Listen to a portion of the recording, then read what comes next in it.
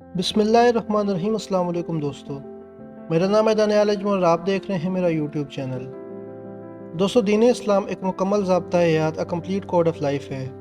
یہ دنیا کا واحد مذہب ہے جو زندگی کے ہر پہلو کی نہ صرف تشریح کرتا ہے بلکہ سکھاتا بھی ہے اور مکمل رہنمائی بھی کرتا ہے۔ اسلامی تعلیمات کا ایسا کوئی پہلو نہیں ہے جس کی لاجیکلی یا سائنٹیفکلی دلائل موجود نہ ہوں۔ آج کل ہمیں مختلف کمیونٹیز کی جانب سے یہ سننے کو مل رہا ہے کہ صرف کھانے کے لیے یا زبان کے ذائقے کے لیے اتنے سارے جانوروں کو بھلا کیوں قتل کرنا، اور بعض لبرل حضرات تو حد ہی کر جاتے ہیں کہ جو پیسے قربانی پہ خرچ ہوتے ہیں ان سے کسی غریب کی مدد کی جا سکتی ہے۔ ایسے ہی آج کل ایک فوٹو سوشل میڈیا پہ گردش کرتا نظر آ رہا ہے جس میں ایک صاحب کا کہنا ہے کہ میں نے قربانی کے پیسوں سے گھر کے باہر ایک واٹر کولر لگا دیا ہے جو کہ قربانی سے بہتر ہے۔ یہ وہ حضرات ہیں جنہیں 1.5 لاکھ کا فون، 35 لاکھ کی گاڑی، ہزاروں روپے کے برانڈڈ کپڑے اور دیگر لگژری لوازمات پورے کرتے کبھی یہ خیال نہیں آتا کہ ان پیسوں سے تو کئی واٹر کولر لگ سکتے ہیں، کئی یتیم بچوں کی فیس ادا ہو سکتی ہے اور کئی غریب بچوں کی شادی ہو سکتی ہے۔ بلکہ انہیں یہ فوبیا تب ہی جاگتا ہے جب کسی مسلمان کو قربانی کرتا یا حج عمرے پہ جاتا دیکھتے ہیں۔ قربانی ہر صاحب استطاعت بالغ پہ واجب ہے۔ ان صاحب نے واٹر کولر لگایا جو کہ ایک اچھا اقدام ہے، لیکن ایک نیکی کو دوسری نیکی سے ریپلیس نہیں کیا جا سکتا۔ اللہ کے احکامات واضح ہیں۔ جہاں فرائض اور واجبات کی ادائیگی ہے وہاں فرائض اور واجبات ادا کرنا لازم ہے۔ جہاں سنت کو فالو کرنے کا حکم دیا گیا ہے وہاں سنت کو فالو کرنا لازم ہے۔ یقیناً فرائض اور واجبات ادا کرنے تھوڑے مشکل ہیں، ان کا اجر بھی زیادہ ہوتا ہے، اور سنت کو فالو کرنا تھوڑا آسان ہے۔ کسی بھی فرض یا واجب عمل کو کسی بھی شارٹ کٹ کے ذریعے کسی دوسرے نیک کام سے قطعاً ریپلیس نہیں کیا جا سکتا۔ ایسے کمیونٹیز کا مقصد صرف اور صرف مسلمانوں کو ٹارگٹ کرنا ہوتا ہے۔ یہ سوال تو تب بنتا ہے اگر دنیا کے 7 ارب انسان صرف دال، چاول، سبزیاں، فروٹس ہی کھاتے ہوں اور کسی بھی جانور کا گوشت کھانے میں استعمال نہ ہوتا ہو اور نہ ہی کسی بھی اور مقصد کے تحت انہیں ذبح کیا جاتا ہو، جبکہ صرف ریکارڈڈ ڈیٹا کے مطابق روزانہ 20 کروڑ جانوروں کو کھانے کے مقصد کے لیے استعمال کیا جاتا ہے، جن میں چکن، مچھلیاں، مٹن اور بیف والے جانوروں کے ساتھ کئی حرام جانور بھی شامل ہیں جو غیر مسلم اپنے کھانے میں استعمال کرتے ہیں۔ تو کسی بھی کمیونٹی کا ایسا سوال صرف اور صرف دوسری کمیونٹی کو ٹارگٹ کرنا ہے، جبکہ تمام تر کمیونٹیز اپنے اپنے طور پہ جانوروں کا استعمال کرتی ہیں، چاہے وہ کھانے میں ہو یا مختلف تہواروں میں بلا ضرورت۔ اسپین میں ہر سال ہزاروں بیلوں کو نیزے مار کے ہلاک کر دیا جاتا ہے صرف اور صرف انٹرٹینمنٹ اور کھیل کے نام پہ۔ ڈنمارک میں ہر سال ہزاروں ڈالفنز کو تہوار کے نام پہ کاٹ دیا جاتا ہے، یہاں تک کہ سمندر کا رنگ بھی سرخ ہو جاتا ہے۔ یہودی ہر سال ہزاروں مرغیوں کو اپنے سروں سے پھیر کے ہلاک کر دیتے ہیں کہ ان کے عقیدے کے مطابق اس طرح سے اپنے گناہ مرغیوں پہ منتقل کر دیتے ہیں۔ ہندو اپنے تہوار گاڈیمائی فیسٹیول میں ہزاروں جانوروں کو ایک دوسرے کے سامنے انتہائی ظالمانہ طریقے سے ہلاک کر دیتے ہیں، جن میں بڑے اور طاقتور جانوروں کو ٹانگوں اور جسم کے مختلف حصوں پہ کئی وار کر کے پہلے مفلوج کیا جاتا ہے۔ یقیناً ایسے ظلم اور بربریت کو دیکھنا بھی ناقابل برداشت ہے۔ جبکہ مسلمان جب اللہ کے راستے میں جانور قربان کرتے ہیں تو حکم دیا گیا ہے کہ جانوروں کو تکلیف نہ دی جائے، چھری کو اچھی طرح تیز کر لیا جائے تاکہ زیادہ اذیت نہ ہو، قربانی سے پہلے جانوروں کو چارہ کھلایا جائے، پانی پلایا جائے تاکہ بھوکے پیاسے قربان نہ کیے جائیں، ایک جانور کے سامنے دوسرے جانور کو ذبح نہ کیا جائے، یہاں تک کہ قربانی والے جانور کے سامنے چھریاں تک نہ لہرائی جائیں۔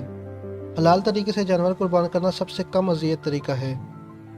اب اگر ہم قربانی کے تھوڑے لاجیکل پہلوؤں پر نظر ڈالیں تو خوراک انسان کی بنیادی اور ایک اہم ضرورت ہے۔ انسانی جسم کو مختلف قسم کے وائٹامنز کے ساتھ پروٹینز کی بھی ضرورت ہوتی ہے۔ مٹن اور بیف پروٹین کے ہائی سورسز فوڈ ہیں۔ قربانی کا گوشت کاٹنے کے بعد اپنے ارد گرد غرباء میں تقسیم کیا جاتا ہے، جس سے کئی غریب خاندانوں کو مفت میں گوشت مل جاتا ہے، وہ بھی بغیر مانگے، جو کہ وہ خاندان خرید کے افورڈ نہیں کر سکتے۔ ہر سال صرف حج کے دوران 25 لاکھ جانوروں کو ذبح کیا جاتا ہے، جنہیں صاف کرنے کے بعد پیک کر کے مختلف غریب ممالک کو بھجوا دیا جاتا ہے، جہاں عوام کو 2 وقت کا کھانا بھی مکمل میسر نہیں ہوتا۔ اس طرح اوپر سے نیچے تک تمام طبقات میں ایک مہنگی ہائی پروٹین خوراک مفت میں تقسیم کر دی جاتی ہے۔ اگر ہم پاکستان، انڈیا اور بنگلہ دیش کی بات کر رہے ہیں تو نان ریکارڈڈ ڈیٹا ہی کافی زیادہ ہے، جبکہ ریکارڈڈ ڈیٹا کے مطابق عید الاضحیٰ کے دوران پاکستان میں 1 کروڑ کے قریب جانور ذبح کیے جاتے ہیں، جبکہ انڈیا میں بھی 1 کروڑ اور بنگلہ دیش میں 1 کروڑ سے 1 کروڑ 20 لاکھ کے درمیان جانور ذبح کیے جاتے ہیں۔ پاکستان میں پورے سال کا ہائیسٹ ریکارڈڈ بزنس عید الاضحیٰ کے دوران ہوتا ہے، جو کہ 2 ارب ڈالر یعنی پاکستانی 3 کھرب روپے بنتا ہے۔ مویشیوں کو منڈیوں تک لانے کے لیے اربوں روپے کی مزدوری ٹرانسپورٹر حضرات کی بن جاتی ہے۔ 25 ارب روپے کی مزدوری کسائی لے جاتے ہیں۔ بیپاریوں کے سارا سال پالے گئے کھربوں روپے کے جانور بک جاتے ہیں، کئی ارب کا چارہ فروخت ہوتا ہے۔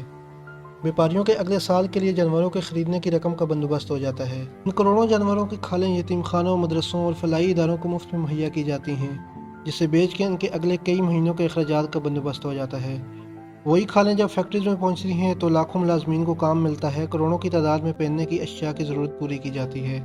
صرف ایک دن میں انتہائی ہائی لیول پہ سرکولیشن آف ویلتھ یعنی پیسے کی ریکارڈ گردش یقینی بنتی ہے۔ جب اتنے سارے کروڑوں افراد تک رقم پہنچتی ہے تو ان کی کئی ضروریات پوری ہوتی ہیں، وہی پیسہ دوبارہ خرچ کیا جاتا ہے تو پھر سے پیسے کی گردش یقینی بنتی ہے، وہ پھر سے کئی افراد کی ضروریات پوری ہوتی ہیں۔ تو اس طرح صرف ایک دن میں اربوں انسانوں کا فائدہ ہوتا ہے۔ دوستو یہ تو ہو گئے قربانی کے کچھ لاجیکل دلائل۔ اب اگر ہم سائنٹیفک دلائل پہ نظر ڈالیں تو دنیا کا نظام ایک ایکو سسٹم کے تحت چلتا ہے، جس میں جاندار عناصر انسان، جانور، پودے اور مائکرو آرگنزم اور بے جان عناصر ہوا، پانی، چٹانیں اور انرجی وغیرہ شامل ہیں۔ سب ایک دوسرے کے ساتھ مل کے اس دنیا کے نظام کو چلا رہے ہیں، جسے ہم ایکو سسٹم، ایک بیلنس انوائرمنٹ کہتے ہیں۔ مثال کے طور پہ زمین گھاس اگاتی ہے جسے بھیڑ، بکریاں اور ہرن وغیرہ کھاتے ہیں۔ گوشت خور جانور جیسے شیر، چیتا، گیدڑ وغیرہ ان بھیڑ بکریوں کو کھا لیتے ہیں۔ جب یہی گوشت خور جانور مرتے ہیں تو ان کے جسم کی باقیات چیل، کوے اور باقی جانور اور باقی بچی باقیات مائکرو آرگنزم کھا لیتے ہیں، اور اس طرح ایک بیلنس انوائرمنٹ بنتا ہے۔ قدرت کے تشکیل کردہ اس نظام میں اگر کسی ایک عنصر کو بھی ڈسٹرب کیا جائے تو دوسرا خود بخود ہی ڈسٹرب ہو جائے گا اور دنیا پہ انسانوں کا رہنا مشکل ہو جائے گا۔ ساری دنیا میں ایک سال میں 70 ارب جانوروں کو کھانے کے لیے استعمال کیا جاتا ہے۔ کیا ہوگا اگر ہم انسان ان جانوروں کو کھانا چھوڑ دیں جو کہ اس ایکو سسٹم کا حصہ ہیں؟ تو سب سے پہلے ہمیں گوشت کی متبادل خوراک، دال، چاول، سبزیاں، فروٹس استعمال کرنے پڑیں گے۔ آہستہ آہستہ کچھ ہی دنوں یا ہفتوں میں تمام انسان اپنے پاس موجود متبادل خوراک استعمال کر لیں گے، جس سے خوراک کی قلت پیدا ہو جائے گی۔ اگر ہم کسی طرح خوراک کی ضرورت پہ کنٹرول بھی کر لیں اور اگر سمندری جانوروں کو نظر انداز بھی کر لیا جائے تو پھر بھی گھاس کھانے والے جانوروں کی تعداد اربوں میں موجود ہوگی، جو کہ آہستہ آہستہ زمین پہ موجود سبزہ، گھاس، درخت، پتے، پھل، پھول سب کھانے لگیں گے، جس سے گلوبل وارمنگ، لینڈ سلائڈنگ اور سیلاب کے خدشات مزید بڑھ جائیں گے۔ جب ان جانوروں کی ہمیں ضرورت ہی نہیں رہے گی تو ان کو اربوں ڈالرز لگا کے پالنے کی بھی ضرورت نہیں ہوگی۔ یہ تمام جانور آزاد گھومنے لگیں گے۔ ان تمام جانوروں کی افزائش کا دورانیہ بھی 1 سال سے کم ہوتا ہے، تو کچھ ہی سالوں میں ان کی تعداد دگنی ہو جائے گی۔ ہر طرف ہمیں جانور ہی جانور نظر آئیں گے، سڑکوں پہ گھومتے ہوئے، گاڑیوں سے ٹکراتے اور حادثات کا سبب بنتے ہوئے، گھروں میں گھس کے ہماری بچی کچی خوراک بھی کھاتے ہوئے اور چاروں طرف گندگی پھیلاتے ہوئے، تو پھر ہم ہی انسان دوبارہ سے چھریاں، تلواریں، بندوقیں لے کے انہیں بے دردی سے قتل کرنے لگیں گے۔ انہی مارے گئے اربوں جانوروں کی باقیات سے ہر طرف مزید گندگی پھیلے گی اور نئی نئی بیماریاں جنم لیں گی۔ سب سے بڑا مسئلہ ان باقیات کو ٹھکانے لگانا بن جائے گا۔ ایسی ہی سچویشن براعظم ساؤتھ امریکہ کے ملک ایکواڈور سے 1000 کلومیٹر دور گیلاپاگوس آئیلینڈ پہ پیش آئی۔ گیلاپاگوس آئیلینڈ اپنے نایاب جنگل حیات کی موجودگی کے لیے مشہور ہیں، جو کہ دنیا کے کسی اور حصے میں نہیں پائے جاتے۔ آبادی سے بہت دور ہونے کی بنا پہ ماہی گیر اور بحری قزاق اپنے ساتھ اکثر بکریاں بھی ساتھ لے جایا کرتے تھے، جنہیں کھانے کے لیے استعمال کرتے تھے۔ ایسے ہی 1959 میں چند ماہی گیروں کی 3 بکریاں، ایک نر اور 2 مادہ، کشتی سے نکل کے کہیں جنگل میں بھاگ گئی، جنہیں وہ ماہی گیر تلاش کرنے کے بجائے وہیں چھوڑ آئے، جن کی تعداد 3 بکریوں سے بڑھتے بڑھتے 14 سالوں میں 30,000 تک جا پہنچی، جبکہ 1990 تک ان بکریوں کی تعداد 2.5 لاکھ کی ایک گوٹ آرمی بن چکی تھی، جو پورے جزیرے پہ پھیل گئی اور آہستہ آہستہ سارا گھاس، پھل، پودے اور ہر وہ چیز کھانے لگی جو کھائی جا سکتی تھی، اور جزیرے پہ موجود باقی جنگلی حیات آہستہ آہستہ بھوک سے مرنے لگے۔ دنیا کے سب سے بڑے کیچوؤں کی تعداد 2.5 لاکھ سے 3,000 تک پہنچ گئی اور جزیرے کا سارا ایکو سسٹم تباہ ہونے لگا۔ تبھی گورنمنٹ نے ان بکریوں کو مکمل ختم کرنے کا آپریشن شروع کیا۔ پہلے کچھ شوٹرز جزیرے پہ اتارے گئے جو نظر آنے والی ہر بکری کو اپنی گن سے شوٹ کرتے جاتے، جو کہ ایک سست طریقہ ثابت ہوا۔ لیکن پھر ہیلی کاپٹر کی دونوں جانب ٹرین شارپ شوٹرز کی مدد لی گئی اور جہاں بھی بکریوں کے ریوڑ نظر آتے، شوٹرز ان پہ فائر کھول دیتے۔ اس طرح باقی جنگلی حیات کو بچانے کے لیے 2.5 لاکھ بکریوں کو قتل کیا گیا۔ اب ذرا سوچیں کہ اگر 3 بکریاں ایک جزیرے کے ایکو سسٹم کو تباہ کر سکتی ہیں، تو امیجن کریں کہ یہ اربوں جانور تعداد بڑھا کے ہمارے کائنات کے ایکو سسٹم کا کیا حال کر سکتے ہیں، جب انسانوں کو جانوروں سے ہی جنگ کرنا پڑے۔